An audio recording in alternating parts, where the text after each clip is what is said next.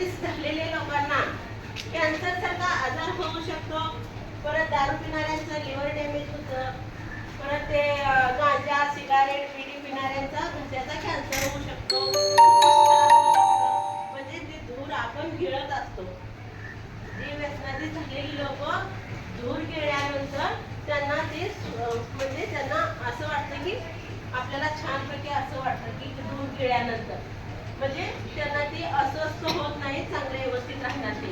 जर धूर नाही गिळला त्याला असं होतं की मी आज काहीतरी विसरलेलं आहे म्हणून ते बिडीचा तंबाखू बिडीचा सिगारेट आणि गांजा हे ओढतात आणि धूरही गिळतात आणि त्यामुळं त्यांना घशाचा म्हणा फुफ्फुसी खराब होऊ शकतो आणि घशाचा कॅन्सरही होऊ शकतो. कारण त्या धुरामुळे तिथलं फुफ्फुस खराब व्हायला चालू होतं. दारू पिल्याने लिव्हर डॅमेज होतं माहिती आहे. तंबाखूमुळे काय होतं आता कॅन्सर होतो. कशाचा? जबड्याचा. म्हणजेच ही जबडं बघा तंबाखूच्या पुडीवरती काय असतं? कसलं चित्र असतं? जबड्याचं चित्र असतं की नाही?